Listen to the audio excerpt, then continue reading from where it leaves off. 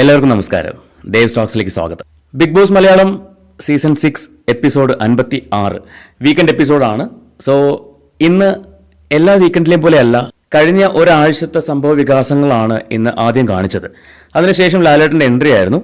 ശ്രീതുവിന് birthday wish ചെയ്തു ലാലേട്ടൻ. അത് കഴിഞ്ഞിട്ട് സായിയുടെ ഹെൽത്തിനെ കുറിച്ച് ചോദിച്ചു. അപ്പോൾ സായി പറഞ്ഞു ബാക്ക് പെയിൻ ആണ്, സോ അത് റെസ്റ്റ് എടുക്കാൻ പറഞ്ഞിട്ടുണ്ട്, ഇപ്പോൾ ഓക്കെ ആണ്, മച്ച് ബെറ്റർ എന്ന് പറയുന്നുണ്ട്. പിന്നെ രതീഷിനോട് വീട്ടുകാരെ കുറിച്ച് ചോദിച്ചു. അപ്പോൾ രതീഷിനോട് വീട്ടുകാരെ കുറിച്ച് ചോദിച്ചപ്പോൾ രതീഷ് പറഞ്ഞു എല്ലാവരും ഓക്കെയാണ്, എല്ലാവരും എന്നോട് സംസാരിക്കുന്നുണ്ട്. അപ്പം ചായാൻ തോള് എല്ലാവരും ആവശ്യപ്പെട്ടോ? ഇല്ല, അങ്ങനെയൊന്നും വേണ്ടി വന്നില്ല, പക്ഷെ എല്ലാവരും എന്നോട് സംസാരിക്കുന്നുണ്ട് എന്ന് രതീഷ് പറഞ്ഞു. അതിനുശേഷം പിന്നെ പവർ ടീമിനെ കുറിച്ചായിരുന്നു. പവർ ടീമിനെ കുറിച്ച് പറയുന്നതിന് മുൻപ് തന്നെ രതീഷിൻ്റെ ജഡ്ജ്മെൻറ്റ്, ആ ടാസ്കിൽ രതീഷിൻ്റെ ജഡ്ജ്മെൻറ്റിനെ കുറിച്ച് ഒരു ഡിസ്കഷൻ ഉണ്ടായി. അപ്പോൾ പലരും ആ ജഡ്ജ്മെൻറ്റ് അൺഫെയർ ആയിരുന്നു എന്ന് പറഞ്ഞു. അതിനുശേഷം പവർ ടീമിനെ കുറിച്ച്, പവർ ടീം പവർ കുറവായിരുന്നു എന്ന് തന്നെയാണ് പല ആൾക്കാരും അഭിപ്രായപ്പെട്ടത്. പക്ഷെ അവർക്കിടയിൽ ഒരു യൂണിറ്റി ഉണ്ടായിരുന്നുവെന്ന് അവർ തന്നെ അവകാശപ്പെടുന്നു. അങ്ങനെ പോയ ആ ഒരു സംഭാഷണം. പിന്നെ ഗബ്രിയും ഋഷിയും എന്തുകൊണ്ട് കഴിഞ്ഞ ആഴ്ച പവർ ടീമിന് ഇറങ്ങിയെന്ന് ചോദിച്ചു. അപ്പോൾ ഗബ്രി പറഞ്ഞു എനിക്ക് ജനങ്ങളുടെ ഒരു പൾസ് അറിയണമായിരുന്നു, അവരെന്നെ എങ്ങനെ കാണുന്നു എന്ന് അറിയണമായിരുന്നു, അതുകൊണ്ടാണ് ഞാൻ ഇറങ്ങിയത്. ഋഷി ഓബ്വിയസ്ലി ഇറങ്ങാൻ വേണ്ടി നിൽക്കുമായിരുന്നു. അപ്പോൾ അതേക്കുറിച്ച് വേറെ സംസാരം ഒന്നും ഉണ്ടായിട്ടുണ്ടായിരുന്നില്ല. പിന്നെ ഈ പവർ ടീമിൻ്റെ സാർ മാഡം വിളി, പുതിയ പവർ ടീം കൊണ്ടുവന്ന സാർ മാഡം വിളിയെക്കുറിച്ചൊരു സംസാരം വന്നു. അപ്പോൾ ജിൻഡോ പറഞ്ഞു അത് എനിക്ക് അങ്ങോട്ട് നല്ല പരിപാടിയായിട്ട് തോന്നിയില്ല എന്നൊക്കെ പറഞ്ഞു. അപ്പോൾ അതിന് സായി ഒരു എക്സ്പ്ലനേഷൻ കൊടുത്തു. അതിനിടയിൽ കൂടി തന്നെ ഒരു പ്രേക്ഷകന്റെ കമന്റ് അവിടെ വായിച്ചു, നോറ വായിക്കേണ്ടായി.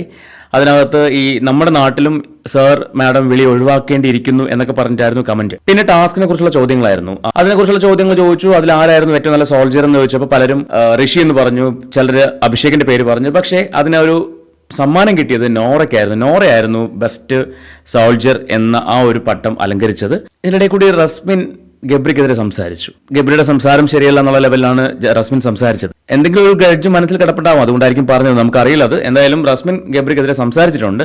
ഇതിന് മുൻപും നമ്മൾ എപ്പിസോഡിൽ പലപ്പോഴും കണ്ടിട്ടുണ്ട്, ഇവർ തമ്മിലൊരു ചെറിയ സൗന്ദര്യപ്പിണക്കം ഉള്ളതുപോലെ നമുക്ക് ഫീൽ ചെയ്തിട്ടുണ്ട്. പിന്നെ ടണൽ ടീം എറിഞ്ഞ ബോംബ് മാറി വന്ന കാര്യത്തെക്കുറിച്ച്, അതായത് ഡെന്നിന് എറിഞ്ഞ ബോംബിനെ എടുത്ത് ടണൽ നെസ്റ്റിനെ എറിഞ്ഞത് ആ ഒരു വിഷയം, ഗബ്രിയുടെ മുഖത്ത് പതിഞ്ഞ ആ ഒരു മഞ്ഞ വരയെക്കുറിച്ചൊക്കെ സംസാരിച്ചു.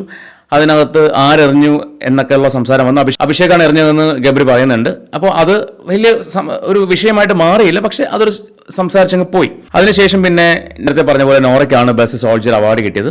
പിന്നെ കഥ പറയൽ മത്സരമായിരുന്നു. ശരിക്കും ചിരിച്ച് റെഡിയായി. നമ്മൾ പണ്ട് സ്കൂളിലൊക്കെ പഠിക്കുമ്പോൾ നടത്തിയൊരു കാര്യമാണ്, റൗണ്ടായിട്ടിരുന്നിട്ട് ഒരാളുടെ ചെവിയിൽ ഒരു കഥ പറയും, അത് അടുത്തയാളുടെ ചെവിയിൽ പറയും. അങ്ങനെ പറഞ്ഞ് അവസാനത്തെ ആളിൽ എത്തുമ്പോഴേക്കും കഥ തുടങ്ങിയത് ഒരിടത്തായിരിക്കും, അവസാനത്തെ ആൾ പറയുന്ന കഥ വേറൊന്നായിരിക്കും എന്ന് പറഞ്ഞ പോലത്തെ ഒരു ഗെയിം ആയിരുന്നു അതും. ബിഗ് ബോസ് ഒരു കഥ പറയും, അത് ആദ്യം പറഞ്ഞത് അപ്സരയോടായിരുന്നു. അപ്സര അത് അടുത്ത ആളോട് പറഞ്ഞ് അവസാനം രതീഷിലേക്കാണ് എത്തിയത്.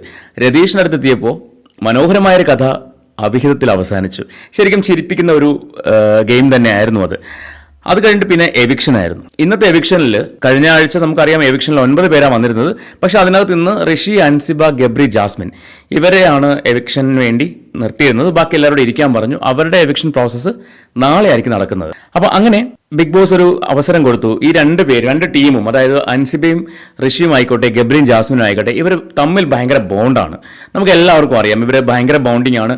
എപ്പോഴും ഋഷി തന്നെ പലപ്പോഴും പറയാറുണ്ട്, അൻസിബയ്ക്ക് ഞാൻ പ്രൊട്ടക്ഷൻ ബാഡ്ജ് കൊടുത്തത് വെറുതെ തമാശയ്ക്ക് വേണ്ടിയല്ല, ഞാൻ അൻസിബയെ പ്രൊട്ടക്ട് ചെയ്യുന്നുണ്ട്, അല്ലെങ്കിൽ ചെയ്യാൻ ആഗ്രഹിക്കുന്നുണ്ട്, ഞാനത് ചെയ്യുകയും ചെയ്യും എന്ന് ഋഷി പലപ്പോഴും പറയാറുണ്ട്. ഒരു ബ്രദർ സിസ്റ്റർ റിലേഷനാണ് അവർ തമ്മിൽ നമുക്ക് മനസ്സിലാവുന്നത്.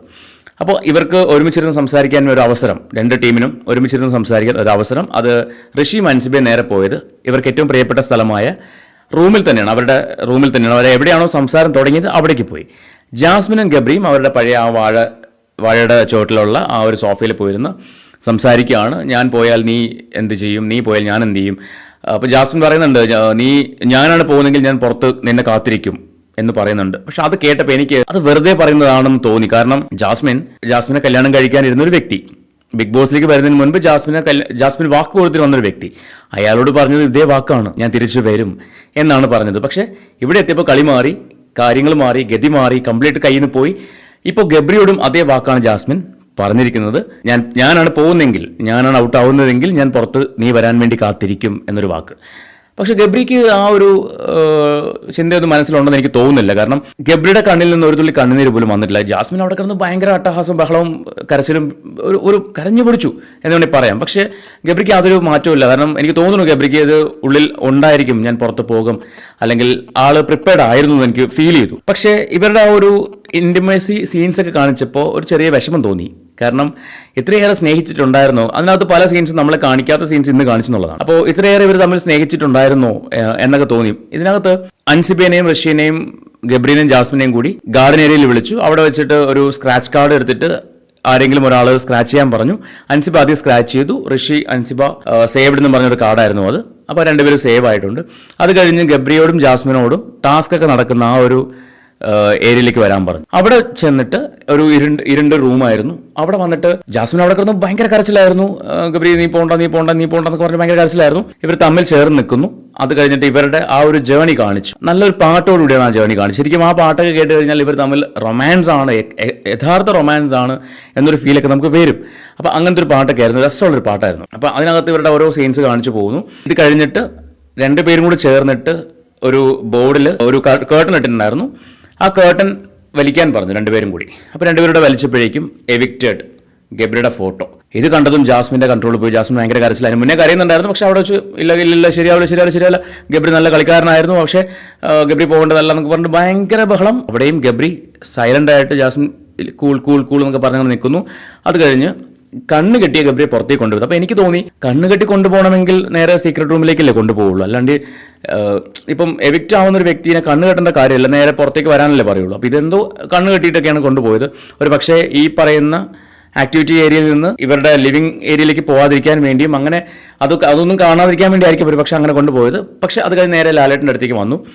ലാലേട്ടൻ്റെ അടുത്തേക്ക് വന്നിട്ട് ഗബ്രി സംസാരിച്ചു. അപ്പോൾ ജാസ്മിൻ്റെ പേര് പറഞ്ഞു. എനിക്കിവിടെ കുറേ സുഹൃത്തുക്കൾ കിട്ടി, അതിൽ ഏറ്റവും പ്രധാനി ജാസ്മിൻ ആണ് എന്ന രീതിക്ക് സംസാരിച്ചു. പക്ഷേ ഹൗസിലേക്ക് തിരിച്ചു പോയിട്ട് എല്ലാവരെയും കണ്ട് സംസാരിക്കുന്ന സമയത്ത് എല്ലാവരുടെയും പേര് പറഞ്ഞിട്ടും ഗബ്രി ജാസ്മിന്റെ പേര് പറഞ്ഞില്ല. അതൊരു പക്ഷേ ജാസ്മിന്റെ മനസ്സിലേക്ക് ഒരു മോഹം ഇട്ട് കൊടുക്കണ്ട എന്ന് വിചാരിച്ചാണോ എന്നറിയില്ല. ജാസ്മിൻ അത് പോയിന്റ് ഔട്ട് ചെയ്യുകയും ചെയ്തു. എന്നാൽ അവൻ എൻ്റെ പേര് പറഞ്ഞില്ലല്ലോ എന്ന് പറഞ്ഞ് പോയിന്റ് ഔട്ട് ചെയ്യുകയും ചെയ്തു. അപ്പോൾ എനിക്ക് അതിനകത്ത് ശരിക്കും ഗബ്രി പിന്നൊരു കാര്യം ഗബ്രി പറഞ്ഞത്, ഞാൻ ആ വീടിന്റെ പുറത്തിറങ്ങിയപ്പോൾ അവിടെ ഉണ്ടായിരുന്ന കാര്യങ്ങളെല്ലാം അവിടെ കളഞ്ഞു. എനിക്ക് നിങ്ങളോട് സ്നേഹം മാത്രമേ ഉള്ളൂ, എല്ലാവരോടും ഒരുപോലെ സ്നേഹം മാത്രമേ ഉള്ളൂ എന്നൊക്കെയാണ് ഗബ്രി പറഞ്ഞത്. അപ്പോൾ ഈ ഗബ്രി പറഞ്ഞ ഓരോ പോയിന്റിനകത്തും നമ്മൾ ഈ ഇഴകീറി നോക്കുകയാണെങ്കിൽ അതിനകത്ത് ജാസ്മിനോടുണ്ടായിരുന്നത് ഒരു പ്രണയമാണോ അല്ലെങ്കിൽ അങ്ങനെയൊന്നും എനിക്ക് തോന്നുന്നില്ല. എനിക്ക് വ്യക്തിപരമായിട്ട് എനിക്ക് ഫീൽ ചെയ്യുന്നില്ല. ജസ്റ്റ് ഗെയിമിന്റെ ഒരു പാർട്ടായിട്ട് മാത്രമാണ് ഗബ്രിയുടെ മനസ്സിൽ. പക്ഷെ ജാസ്മിൻ അത് അങ്ങനെയാണെന്ന് തോന്നുന്നില്ല. പക്ഷേ ഗബ്രി ജാസ്മിനോട് ഇന്നും സംസാരിച്ചത്, ഞാൻ വീട്ടിൽ പോയി നിന്റെ അച്ഛനമ്മയും അല്ലെ വാപ്പേനും ഉമ്മേനും കാണാം, ബാക്കിയെല്ലാം നമുക്ക് പുറത്ത് വന്നിട്ട് സംസാരിച്ച് തീരുമാനമെടുക്കാം എന്നൊക്കെയാണ് പറയുന്നത്. അപ്പൊ വീണ്ടും ഒരു മോഹം കൊടുക്കുന്നുണ്ട്, എന്നാൽ പോലും എവിടേക്ക് ഒരു കണക്ഷൻ ഇല്ലായ്മ ഫീൽ ചെയ്തു എനിക്ക്. അപ്പൊ ഇങ്ങനെയാണ് ഇന്നത്തെ എപ്പിസോഡ് പോയത്. ബാക്കി എവിക്ഷൻ പ്രോസസ്സും ക്യാപ്റ്റൻസിയെ കുറിച്ചും ഒക്കെ നാളെ സംസാരിക്കാമെന്ന് പറഞ്ഞിട്ടാണ് ലാലേട്ടൻ പോയിട്ടുള്ളത്. സോ ഇതാണ് ഇന്നത്തെ എപ്പിസോഡ്.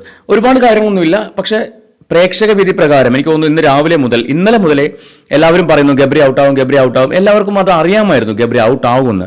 ഗബ്രിയും പറയുന്നു ഗബ്രിക്ക് ഒരു അറിയണമായിരുന്നു, ഓഡിയൻസ് എങ്ങനെയാണ് ഗബ്രീനെ വിലയിരുത്തുന്നതെന്ന് അറിയണമായിരുന്നു. പക്ഷെ അതിനകത്തൊരു ഓവർ കോൺഫിഡൻസ് ഉണ്ടായിരുന്നു എന്നൊരു സംശയം ഇല്ലാതില്ല. ഇത്രയും നന്നായിട്ട് ഗെയിം കളിക്കുന്ന ഒരാൾ, അപ്പോൾ ഗെയിമിനേക്കാൾ ഉപരി ആളുകളുടെ മനസ്സിലേക്ക് ഒരു നെഗറ്റീവ് ഉണ്ട് എന്നുള്ളത് ഗബ്രി ചിന്തിക്കുന്നില്ല. അങ്ങനെ ഒരു ചിന്ത ഉണ്ടായിരുന്നെങ്കിൽ ഒരിക്കലും ഗബ്രി പവർ റൂമിന് പുറത്തിറങ്ങില്ലായിരുന്നു. ഓഡിയൻസിന്റെ ഒരു അഭിപ്രായം അല്ലെങ്കിൽ അവരുടെ ഒരു മനസ്സറിയണം അങ്ങനെയാണെങ്കിൽ പോലും ഗബ്രിക്ക് ഒരു ചിന്ത ഉണ്ടായിരുന്നു. അത് എനിക്ക് തോന്നിയൊരു കാര്യമാണ്. ഗബ്രിക്ക് ഒരു ചിന്ത ഉണ്ടായിരുന്നു, ഞാൻ നന്നായിട്ട് കളിക്കുന്ന ഒരാളാണ്, നല്ലൊരു ഗെയിമറാണ്, നല്ലൊരു വ്യക്തിയാണ് എന്ന് ഗബ്രിക്ക് ഒരു ചിന്തയുണ്ടായിരുന്നു. അപ്പോൾ പ്രേക്ഷകർ ഒരിക്കലും കൈവിടില്ല എന്നൊരു ചിന്ത ആൾക്കുണ്ടായിരുന്നു.